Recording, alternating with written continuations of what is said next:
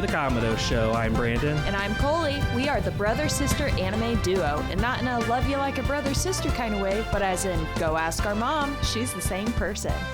This show is an anime lover safe haven catered toward the average anime lover, free from spoilers. So today's episode is going to be on Blue Exorcist, the second half of the third season, episodes 8 through 9. So let's get started. All right, so first, why are we wearing Christmas sweaters? My cat Christmas sweater, if you can see it.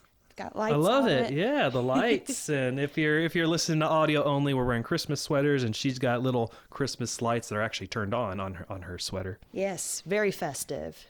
But so we're wearing Christmas sweaters because Blue Exorcist, this was a Christmas episode for them. So hey, why not? Only get to wear them a couple times a year, so break them out.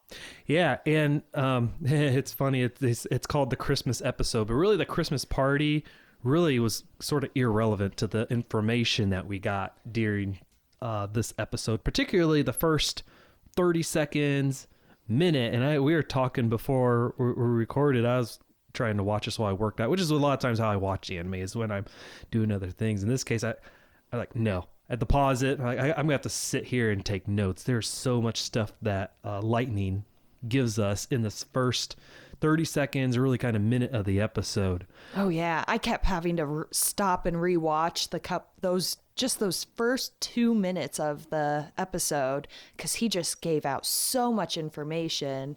It was interesting, like looking at the title of this episode, you wouldn't have thought that it was going to be an episode that had much significance. It's like, okay, it's going to be a Christmas party filler episode, whatever. But they really threw a lot of information at us with these two episodes here. Yeah, no kidding. And you had done a little bit of homework, just sort of searching some of these terms. And it's interesting, the terms that they use is a lot of times it's based off of Jewish, Christianity, both traditions and religion and all that they pull this stuff from, which is really interesting. You'd done a little bit of kind of homework on some of this that they got this from, and then kind of placed into their own story with this anime, right? Yeah, it was really interesting when I was looking some of this up. So Lightning used the term Grigori. So Azazel is one of the Grigori, and like Bone was like, wow, he's a Grigori, what? And I'm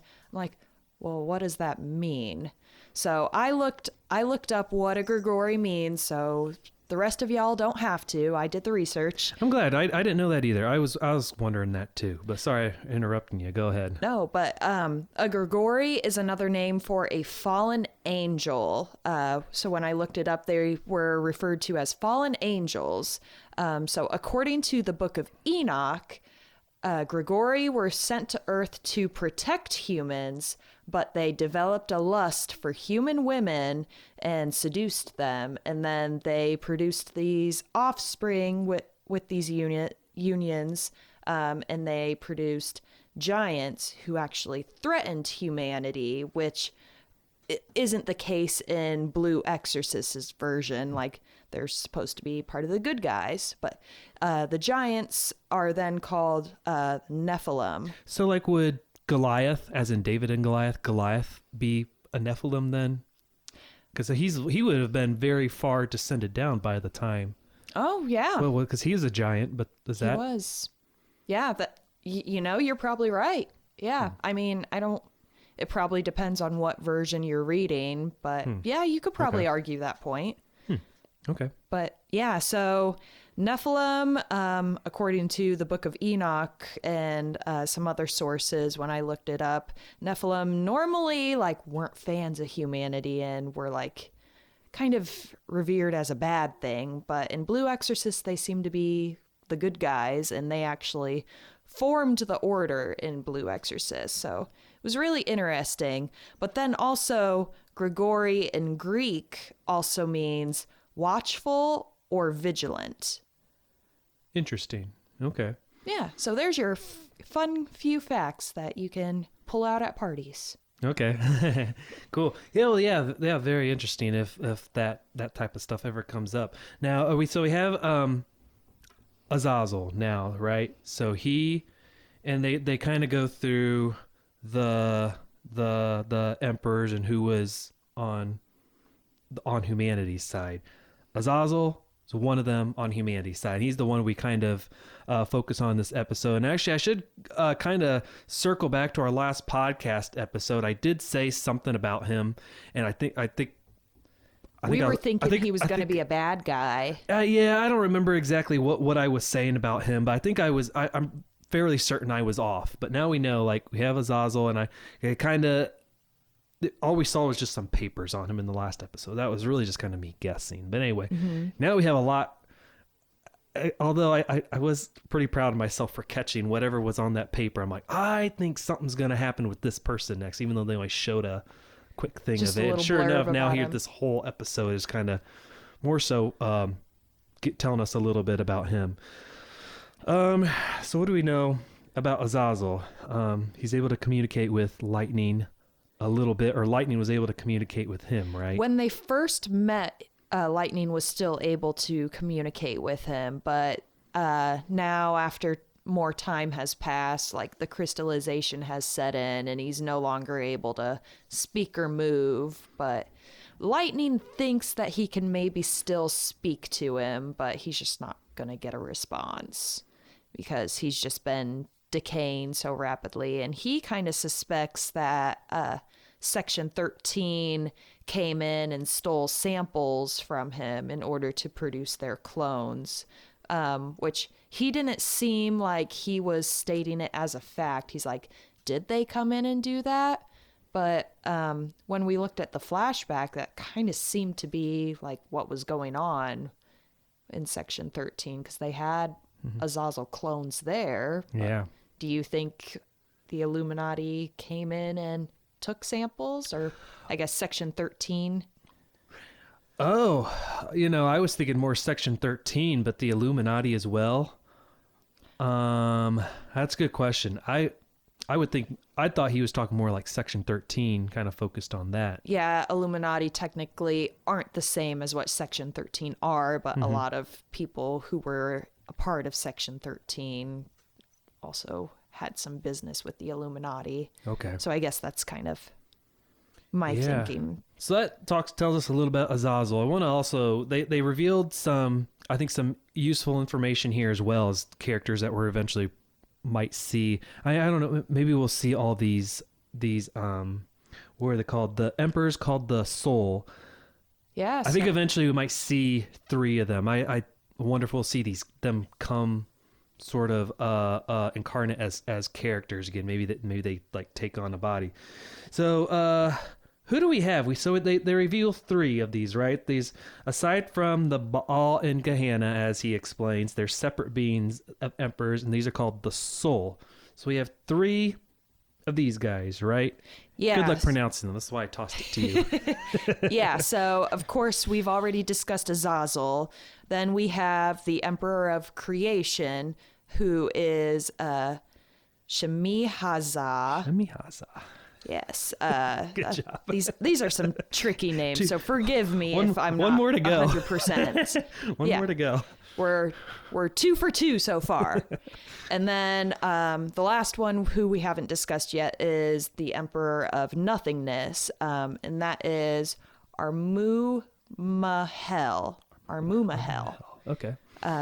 So those are the 3 that they discussed, and it seems like these 3 all seem to be on humanity's side. So each of these 3 emperors, like, they had bodies and they chose not to go out and seek new bodies, and they just chose to let their physical bodies deteriorate and just wish to die organically and just return to nature.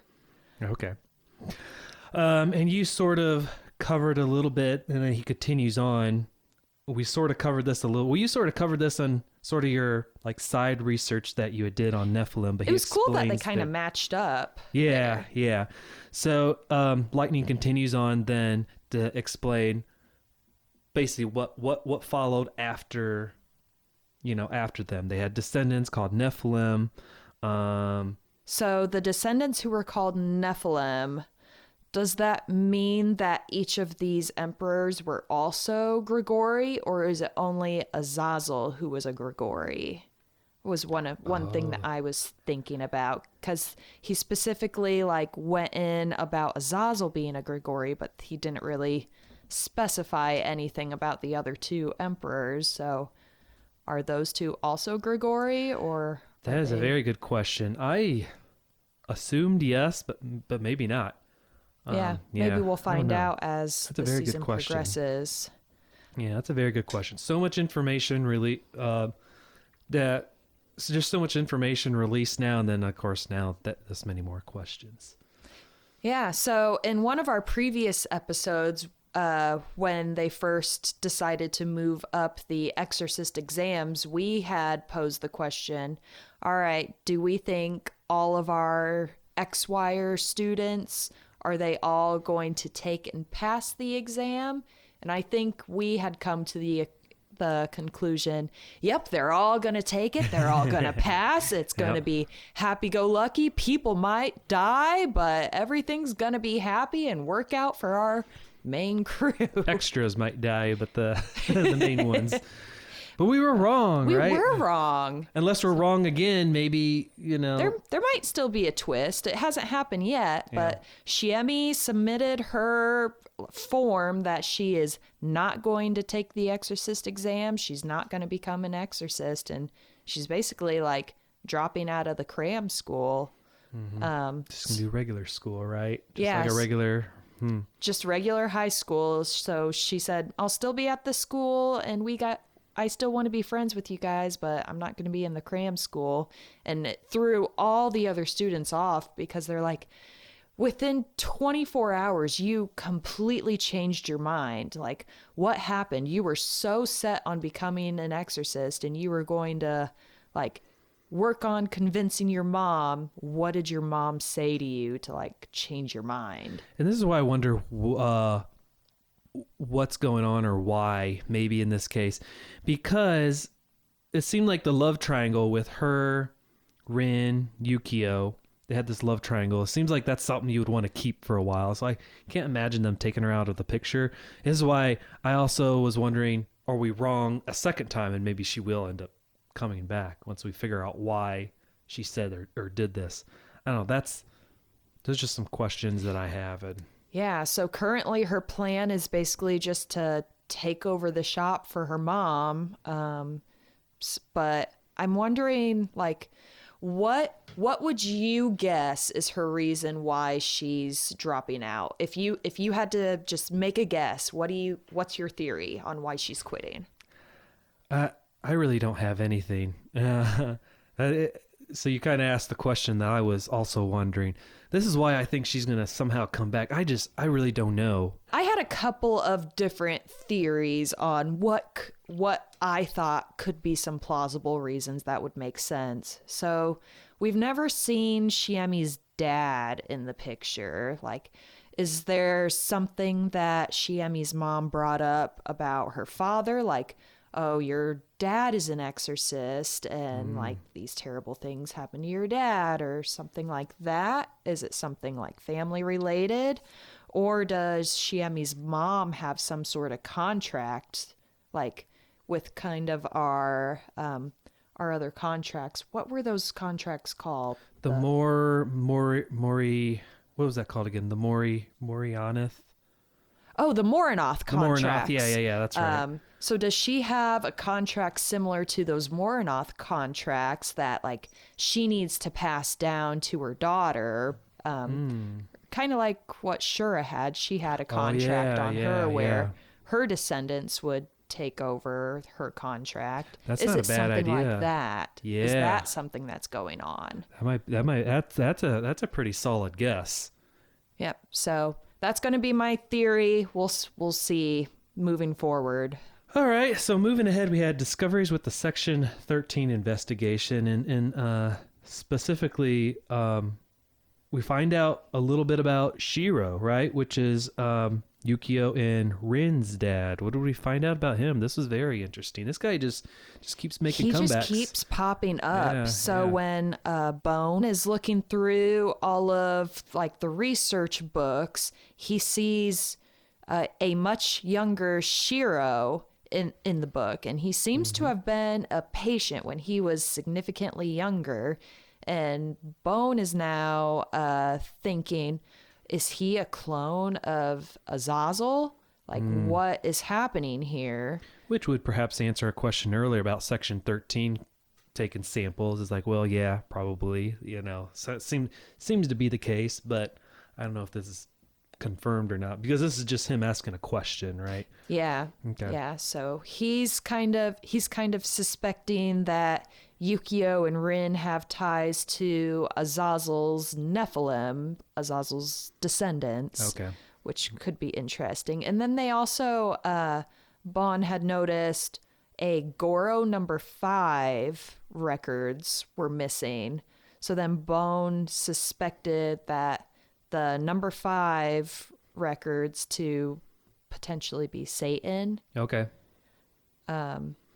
So it was interesting that conveniently those records were the ones that were missing. It's a good indication because they have all the records of Rin and Yukio's mother also classified, taken out of things as well. So yeah, a lot of secrets here that we're wanting answered. Yeah, and speaking of Rin and Yukio's mom, at the end of our Christmas episode, Shura, who is just our like walking fan service character Yep. in the show, she comes in with some information for the boys.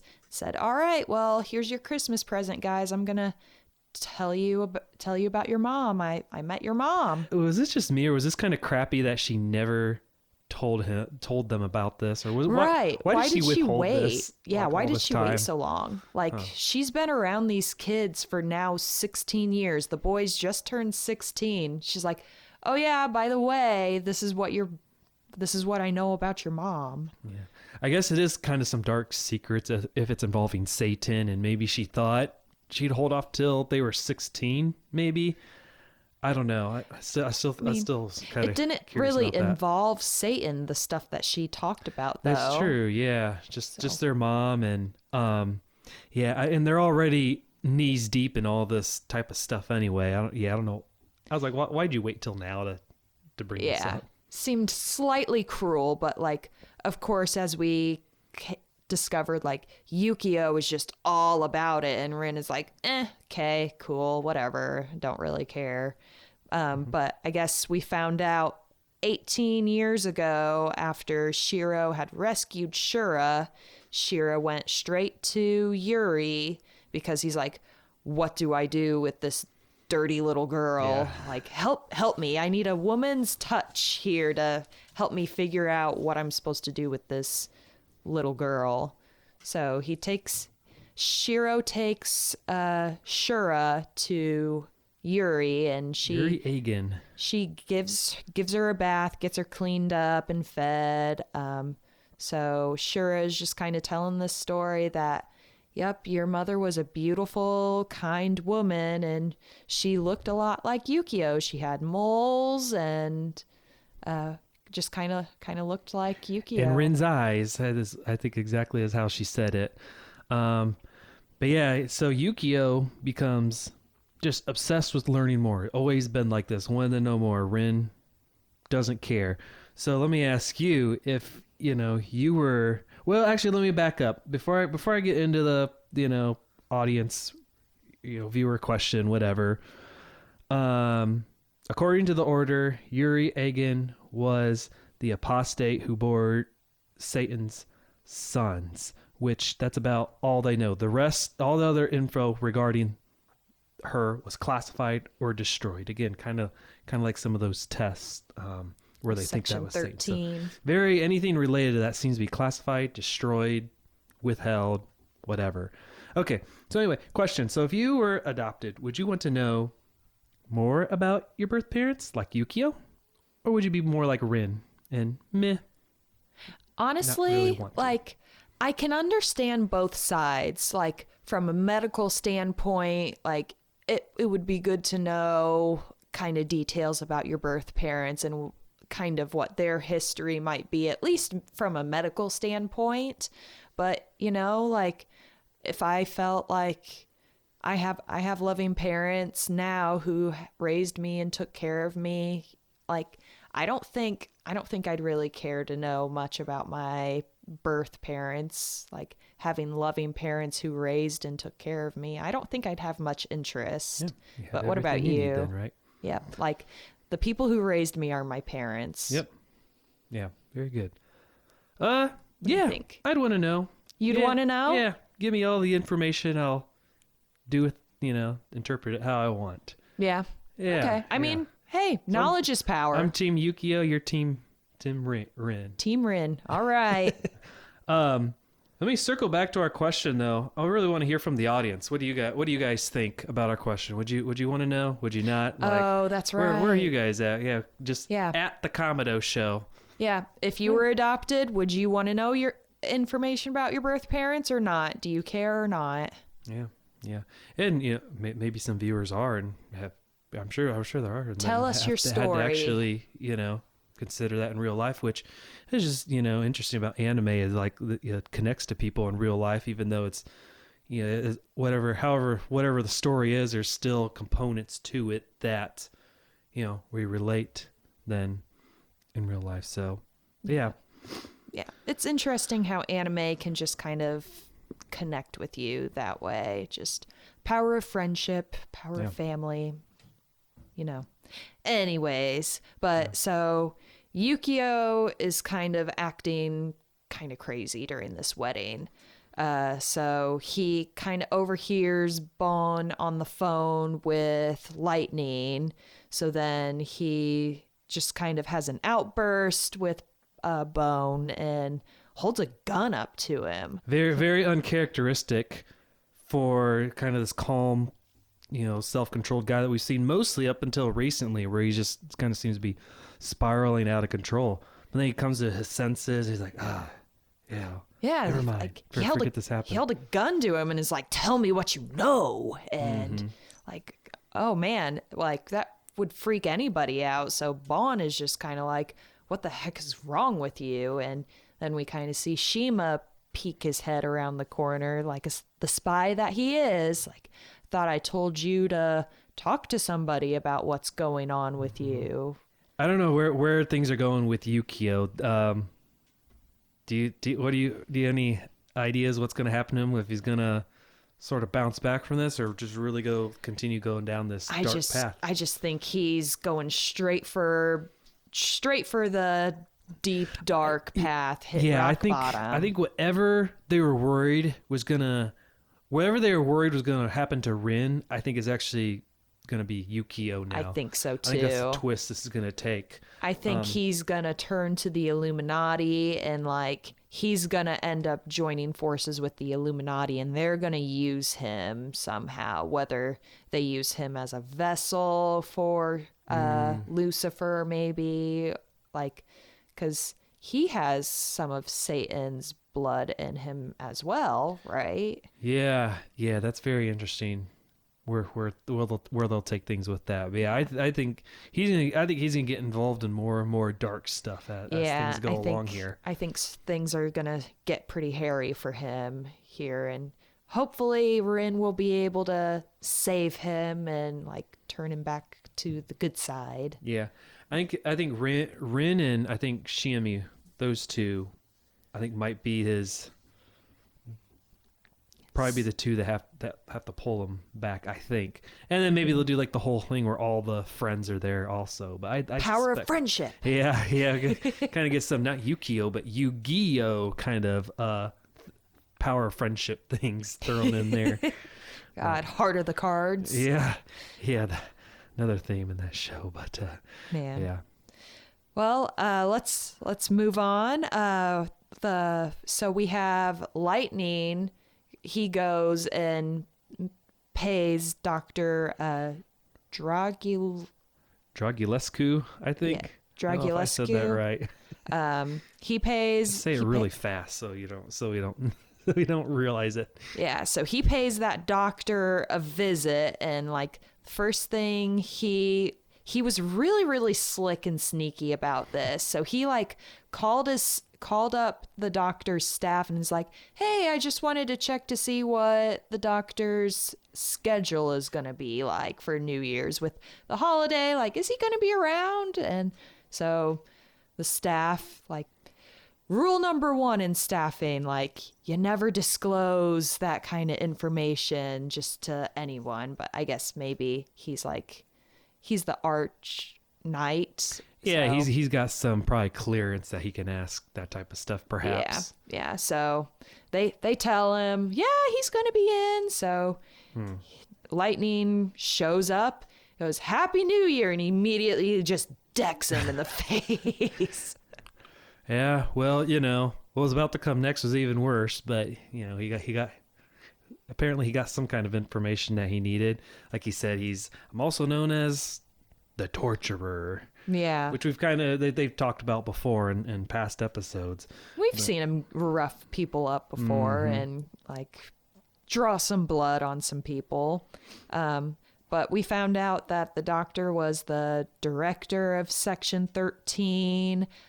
So Lightning is just kind of working on him with the sylphs. So the sylphs are just kind of cutting him up, and he does his little "and so on" cue to make them do whatever, which he said it a lot more menacingly than what he normally does. So this kind of happy-go-lucky, go-with-the-flow kind of character, it's interesting to see him like in a more serious shift.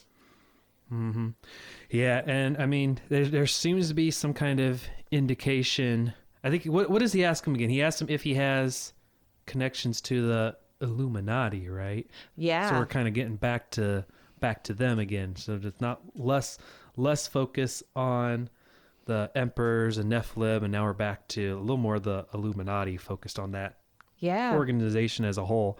Yeah. And then he saw something when he was like doing his thing. Interrogating him. Yeah, basically interrogating him. Some kind of marking, kind of like around his neck, right? Yeah, he had like a mark. It wasn't a tattoo around his neck, but it just kind of I don't know if it would be a scar or if it's just it's some sort of contract is what it looks like. So Lightning seemed to notice what it was or knew what it was. So, but we don't necessarily reveal anything to us. Yeah, we don't necessarily know what that was. Like, was it a Moranoth contract? Because the doctor said that he had a Moranoth contract. But that doesn't leave a mark, though, does it? It did. When does? When we looked at the 3 guys that he interrogated at the monastery, that guy had the mark, I think, on his chest, right? Good. Or good on the back of his neck. Good catch. Okay. I mean, that mark looked different, so it could very well be something else. But I was wondering, is it another sylph bell? It didn't look like the one on Shima either, though. Okay. But what do you think that's gonna be? Oh, I don't know. You like kind of. Well, before I went from like I don't know to you kind of giving me some ideas to me really not having any clue. I don't know. These 2 episodes release so many mysteries that I guess we'll just have to kind of wait and find out more here going forward.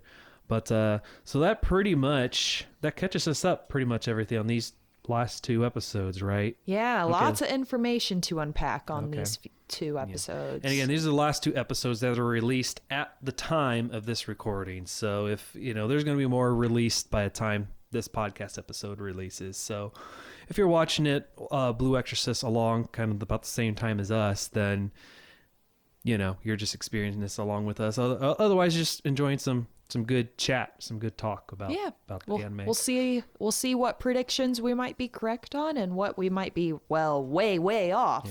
Yeah. So We'll see. All right, so that catches us up through the end of all that. And similar, and speaking of the end, that's all for today's episode of The Kamado Show. I'm Brandon. And I'm Coley. Thanks for tuning in. Don't be a Kamado. Like and subscribe to our channel for more anime fun with your favorite brother-sister anime duo. The new episodes come out weekly, so let us know what you'd like us to talk about next, and we will see you next time on The Kamado Show. Bye and Merry Christmas. And Happy New Year. Happy New Year.